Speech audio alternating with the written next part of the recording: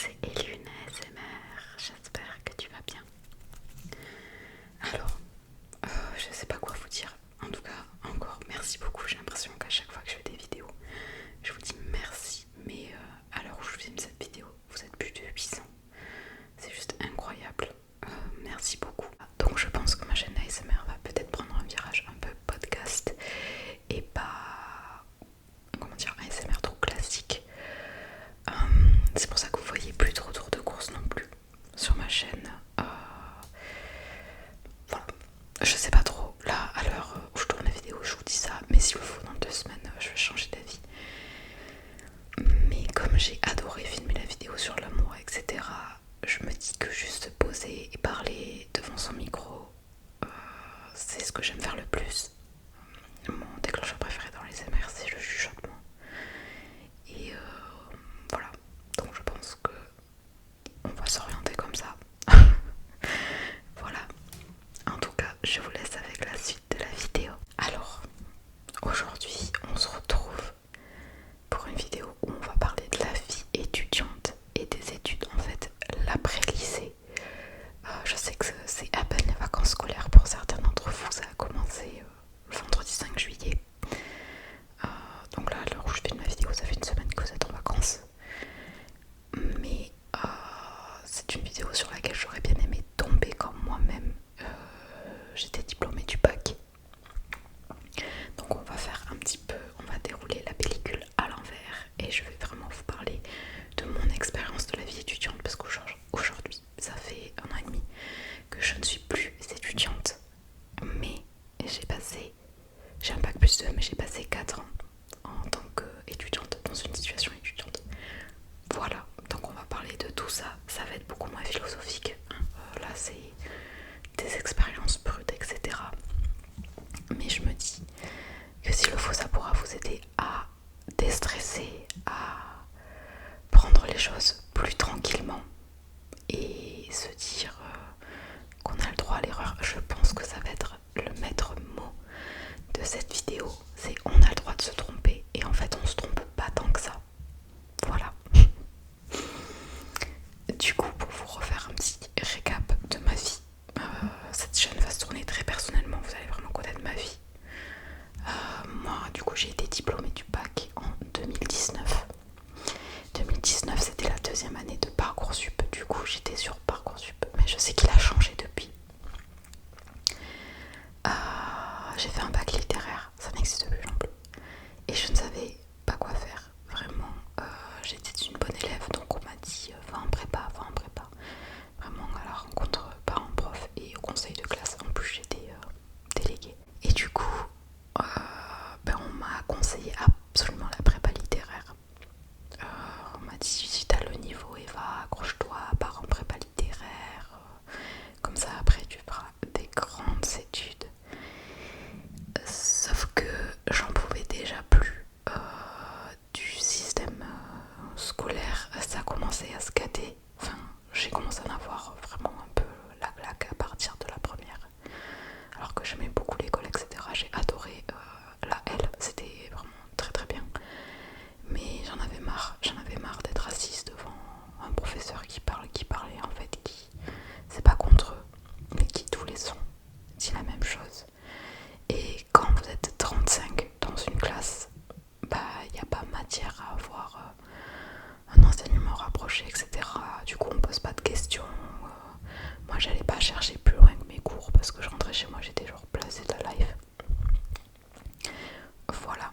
Donc, je n'ai fait aucun vœu de prépa littéraire sur Parcoursup.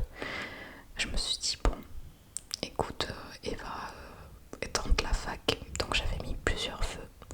À la fac, des vœux du coup de licence générale, j'avais mis pour faire cours littérature anglaise. Après l'autre c'est il y a LLCER, du coup c'est littérature anglaise et l'autre avec deux langues. Bref, j'ai oublié le nom de cette licence. En gros, vous avez 2 langues, vous avez aussi du droit et du commerce. J'ai complètement oublié. 2 langues avec une langue en option.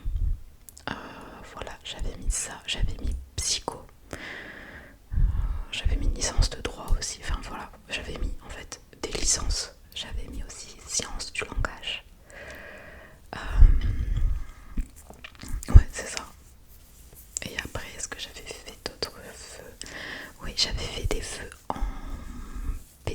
tourisme. C'était les seuls vœux un peu plus professionnalisants que je m'étais permis de faire. Voilà, donc c'est vrai que j'ai fait des vœux sans trop réfléchir à ce que je voulais faire après le lycée parce que j'en avais toujours aucune idée et que le lycée c'est pas l'endroit où on vous aide à réfléchir sur ça. Et puis entre le lycée et entre la vie étudiante, waouh, le changement que tout le monde fait. Enfin, on grandit, etc. Et on voit la vie autrement que à se dire oh, ça a l'air trop cool, ça a l'air trop bien, etc. Bref. Donc à la rentrée de septembre 2019, j'ai choisi de partir en licence LLCER anglais, donc littérature anglaise. Voilà, et en plus dans la fac où j'étais, il y avait donc votre licence majeure, donc moi littérature anglaise, une licence mineure, j'avais pris sciences du langage et j'avais une option j'avais un énorme choix d'options et j'ai pris psychologie, j'avais 3 heures de psychologie par semaine je crois. C'était de la psycho appliquée. Voilà. Comment vous dire, du coup je rentre dans ma vie étudiante, je déménage de chez moi, je trouve un appartement en coloc, ça aussi c'était quelque chose. Après j'ai été prise dans la ville que je voulais, c'était pas très loin de là où j'habitais de base, c'était juste à 30 minutes, 40 minutes, donc j'étais pas trop dépaysée, surtout que c'était la ville où habitait mon copain de l'époque. Donc voilà, et puis je connaissais depuis que j'étais née là-bas, donc j'étais pas trop dépaysée, mais je ne savais pas ce que ça faisait de vivre seule. Je dis seule, mais j'étais en coloc avec quelqu'un que je ne connaissais pas. Voilà, d'avoir son appart, de gérer les choses comme on veut, etc. De sortir comme on veut, quand on veut, parce que dans ma licence j'avais 25 heures de cours par semaine. Et ça comprenait les CM, donc les cours magistraux où vous êtes en amphi, et les TD, là vous êtes en groupe réduit, c'est vraiment un peu comme au lycée, genre dans une classe avec un professeur qui parle et vous faites des exercices quoi. Voilà. La fac où j'étais, c'était pas une petite fac, c'est quand même une grosse fac. Ça brasse beaucoup d'étudiants et on arrive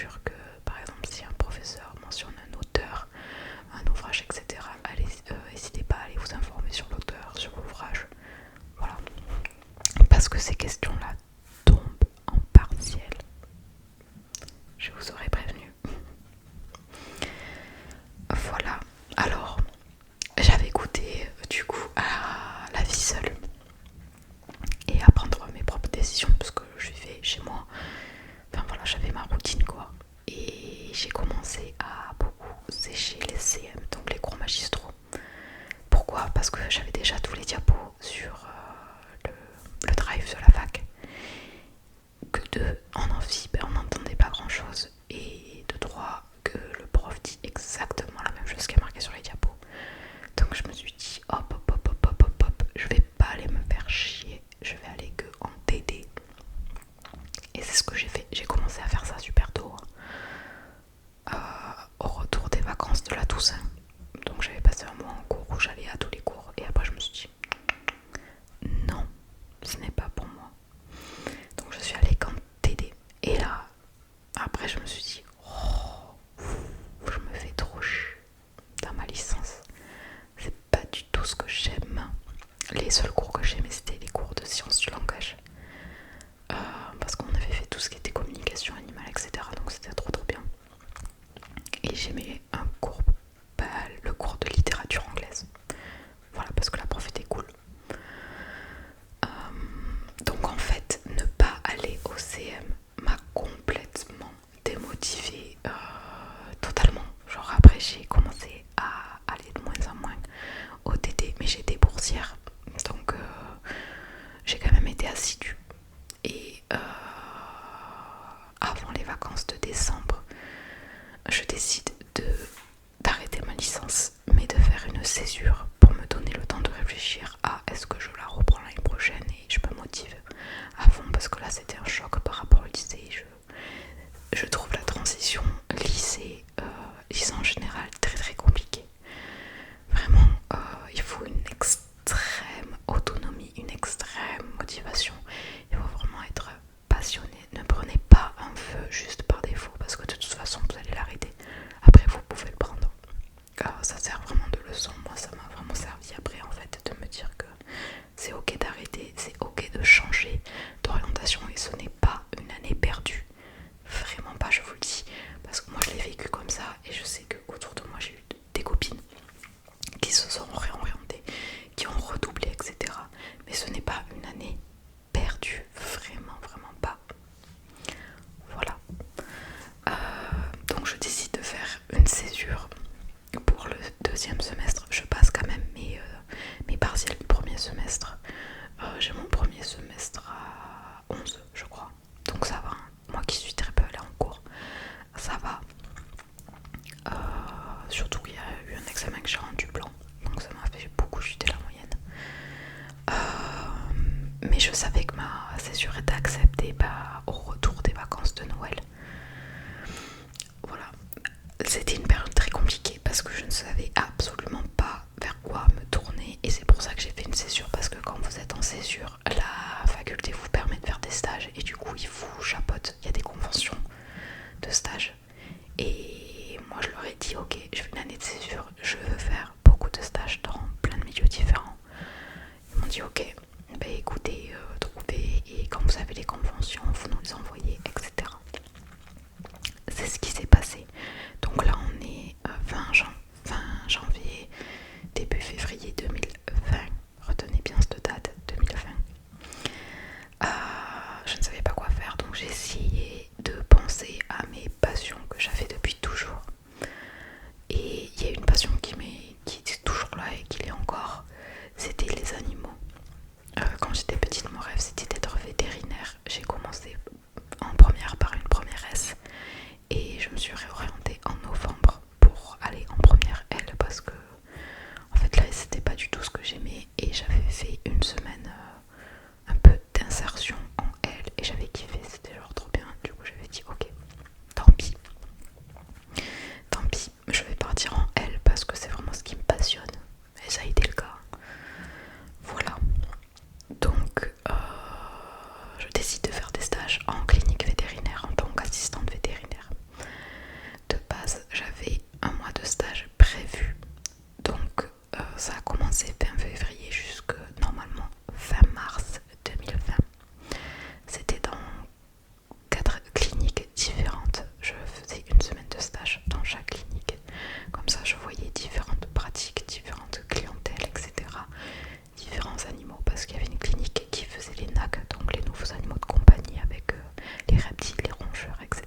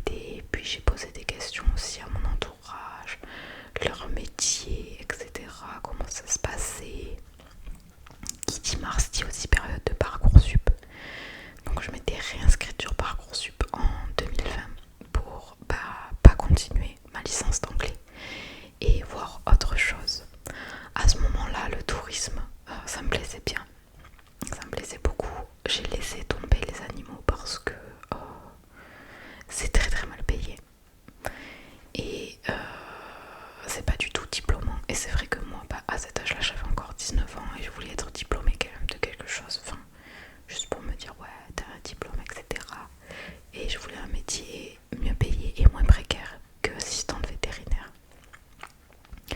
Donc je me suis dit bon, tant pis, écoute, peut-être quand tu seras plus grande, puisque dans ce métier c'est plutôt assez aisé de faire, comment on dit, une réinsertion professionnelle. Ouais, une réorientation professionnelle, j'ai oublié le nom. Mais voilà, je savais que c'était possible puisque j'avais eu des témoignages d'assistantes vétérinaires qui me l'avaient expliqué, etc. Donc je me suis dit, écoute Eva, si un jour le destin dit que tu feras assistante vétérinaire, tu le feras assistante vétérinaire. Mais si c'est à 35 ans, ben c'est à 35 ans. C'est pas maintenant. Donc j'avais fait mes petites recherches, etc. pendant 2 mois. Et je m'étais dit, bon, allez, pourquoi pas la prépa littéraire, ça me manque et tout. Donc j'avais mis plusieurs vœux en prépa littéraire dans plusieurs villes de la France. J'avais aussi fait plusieurs vœux en BTS tourisme encore et plusieurs vœux en licence générale d'information et de communication et en DUT d'information et communication. Voilà, je m'étais dit ah oui, les métiers dans la communication, les réseaux sociaux, la créativité, etc. Si vous avez écouté mes vidéos, vous savez que c'est ce que j'ai choisi. Voilà, donc ça a été un peu le bordel, hein, Parcoursup comme d'hab. Il y a eu des vœux où j'ai été refusée, mais il y en a eu beaucoup où j'ai été acceptée. Et ça a été très dur de faire un choix entre une licence le tourisme et la communication. Sauf que c'était un BTS comparé à un DUT. Et je me suis dit, entre un BTS et un DUT, le DUT est beaucoup plus mis en valeur. C'est quand même plus dur que le BTS. Donc je me suis dit, ça peut être chouette puisque c'est des cours, il y a des CM, il y a des TD, il y a des TP et il y a des grandes périodes de stage en entreprise. Donc je suis partie en DUT information communication, option communication des organisations à Lyon 3, Jean Moulin. Voilà, je ne suis pas lyonnaise de base, pas du tout, j'habite dans le sud. Mais là j'avais décidé de vivre ailleurs, en fait de recommencer complètement à zéro. Donc de changer de ville étudiante, de changer de région, de département et de recommencer ma vie à zéro là-bas à Lyon. Je ne connaissais personne, mais vraiment personne, et je me suis dit oh pourquoi pas mettre un vœu à Lyon, etc. J'avais vu des photos, des expositions, je m'étais dit oh ça a l'air trop bien comme ville étudiante. Bon c'est cher mais c'est moins cher que Paris, blablabla. Donc j'ai été prise à Lyon après avoir été sur liste d'attente et j'ai validé le vœu. J'ai dit ok Eva, tu deviens lyonnaise dans 2 mois. J'avais 2 mois. Tu es lyonnaise. Big shock. Vraiment, big shock en fait. Je me suis dit waouh, tu t'embarques dans un truc. Ok, bon, j'appelle ma mère. Je dis maman. Là, je l'appelle. Je dis bon, maman, j'ai été prise à Lyon. Va falloir qu'on aille chercher un appartement à Lyon. Et c'est la course aux appartements. Ça aussi, je veux en parler. Si vous allez dans des grandes villes, Paris, Lyon, Marseille, Toulouse, Bordeaux, préparez-vous à la course aux appartements.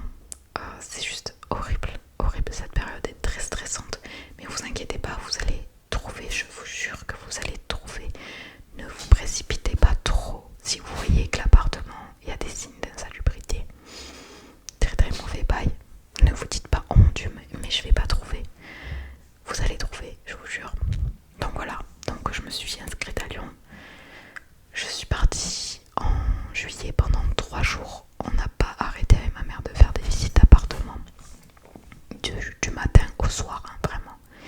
Et j'ai trouvé une perle. Vraiment, cet appartement-là me manque, même s'il avait plein de défauts. Il était trop beau, c'était incroyable. J'ai une immense chance, je le reconnais. Voilà. Donc je débarque à Lyon en DUT. Je ne connais personne, mais le DUT, vous êtes par petits groupes en fait. C'est un peu comme le lycée. Le DUT n'existe plus aujourd'hui, c'est un PUT. Moi c'était 2 ans, maintenant c'est 3 ans. Donc j'arrive, je débarque, je connais personne. Je me fais très rapidement des amis qui aujourd'hui sont toujours dans ma vie. Même si ça a été très dur, parce que mon DUT m'en a énormément demandé. Et puis ça a été une période où il y avait encore le Covid, etc. Ils m'en ont beaucoup demandé personnellement. C'était très drainant. Très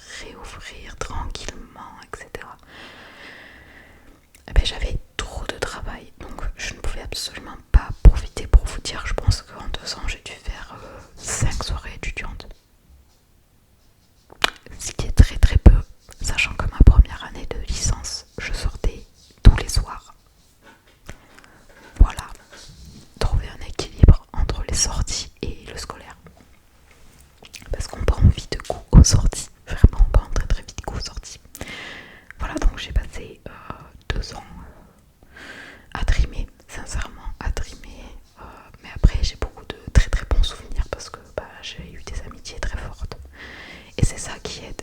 Faites-vous des amis, soyez pas timide. Si vous êtes en envie, parlez à la personne à côté de vous, parce que tout ce qu'elle attend, c'est aussi que quelqu'un lui parle, et elle ne le fera pas forcément. Voilà, et c'est important, je trouve, d'avoir des relations quand même lors des études sup, parce que ça peut être dur mentalement, ça peut être lourd, et quand vous partagez les expériences avec d'autres personnes, ça vous soulage quand même. Voilà, bon, du coup j'ai été diplômée de mon DUT, Dieu merci, en 2022. Et comme je l'ai dit dans une autre vidéo, à la rentrée de septembre 2022, j'ai décidé de redéménager dans ma première ville d'année d'études pour continuer mes études d'information et de communication, mais je suis repartie en licence générale. La grosse erreur, mais c'est pas une erreur, voilà. Et hop, j'ai retrouvé les mêmes problématiques que dans ma première année de licence. Oh, je me fais chier, vraiment, en étant honnête avec vous. C'est tellement mou les cours de licence générale comparés au DUT. Alors certes, on avait un rythme de fou, etc. Il fallait boire des tonnes de café, mais au moins c'était intéressant et dynamique. Là, le prof, vous savez, c'est Maryse, vous êtes comme ça. Il est 8h, il parle, mais il parle tellement monotonement que c'est dur. Voilà.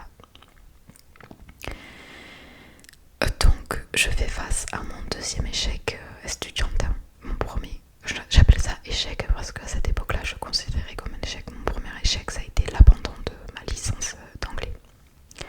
Et là, le deuxième échec, l'abandon de ma troisième année, de ce qui aurait pu être mon bac plus 3 de communication.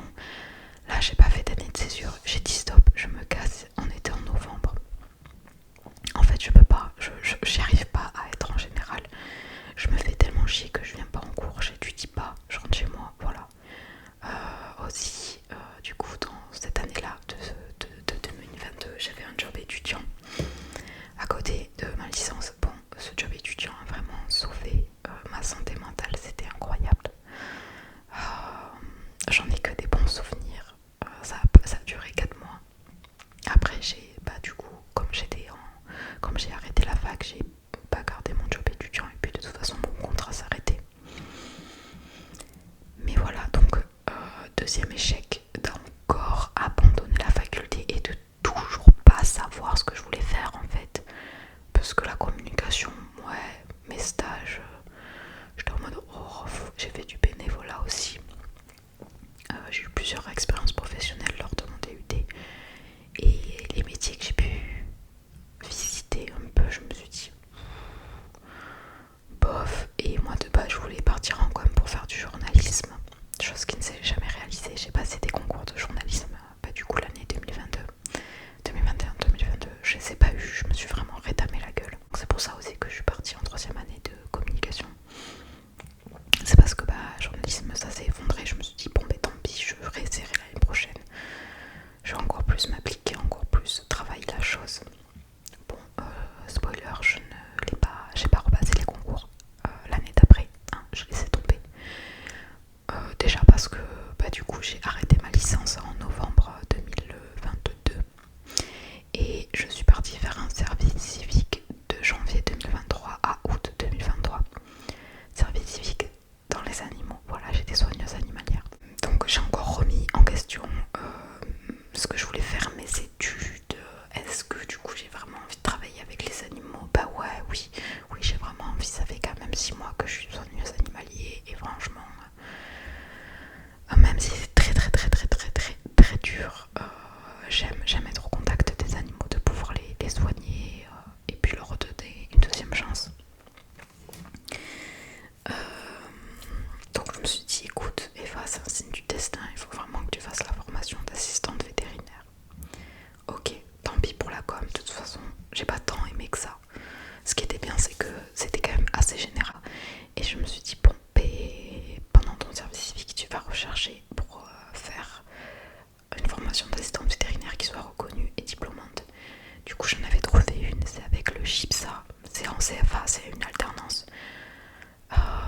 Et j'ai cherché du coup pendant du mois de mars jusqu'à septembre, j'ai cherché une alternance. En septembre j'ai trouvé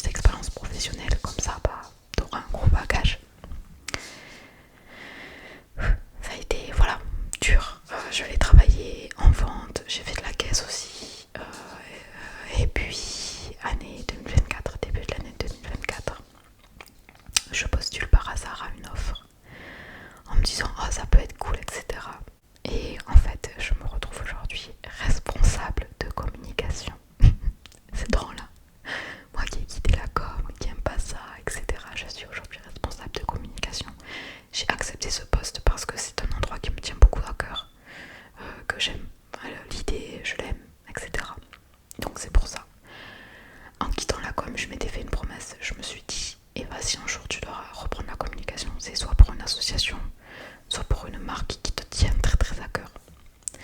Et là mon endroit c'est très particulier. Mais voilà, donc je suis responsable de com. Tout ça pour vous dire que en fait vous ne pouvez pas vraiment planifier les choses. Vous avez le droit de vous tromper, vous avez le droit de vous réorienter. Et s'il le faut, la vie elle va vous amener vers un chemin que vous ne pensiez pas prendre. Vous allez avoir des expériences où vous allez vous dire mais purée, jamais j'aurais pensé travailler là, jamais j'aurais pensé faire ça. Vous voyez, moi quand j'ai quitté le lycée, jamais je me suis dit que j'allais faire un service civique avec des animaux. Quand j'ai arrêté la communication, je me suis dit bon, tu reprendras jamais la com, genre Dieu maintenant merci. Et en fait aujourd'hui je suis responsable de communication et j'aime mon poste.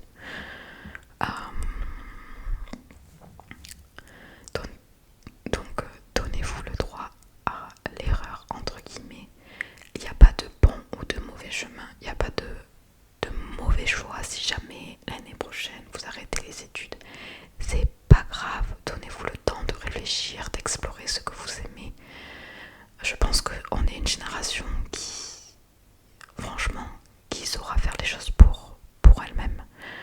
On ne prendra pas des postes en mode juste pour prendre des postes, des jobs. Je pense qu'il faut qu'on fasse des métiers qu'on aime. C'est important d'être dans un métier qui vous plaît, ou alors dans un endroit qui vous plaît. En fait, de se sentir bien dans vos études, de se sentir bien dans votre travail, vraiment c'est important. Ne vous ruinez pas la santé mentale à cause des études, même si c'est très très très très dur. Là je parle encore personnellement, mais vous allez rebondir. Voilà, c'est ça que je veux vous dire. Je veux vous dire, ne vous arrêtez pas à un échec, à un abandon. Vraiment, vous allez rebondir, vous allez avoir de nouvelles opportunités, etc.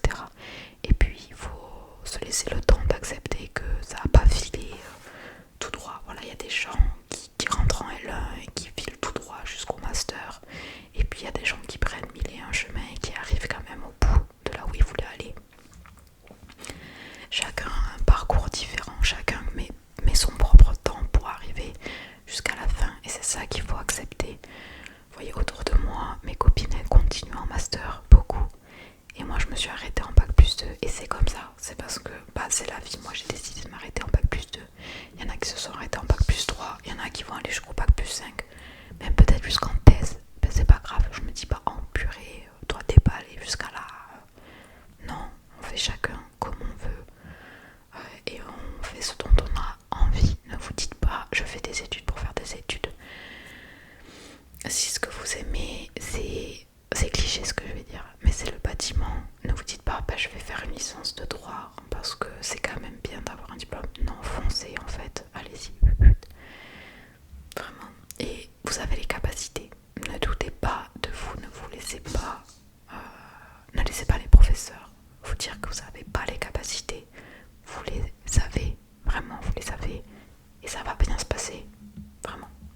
Voilà pour la vidéo blabla de la vie étudiante. J'ai vraiment plus parlé des études, mais parce que ma vie étudiante a été composée, enfin majoritairement composée d'études et pas trop de sorties.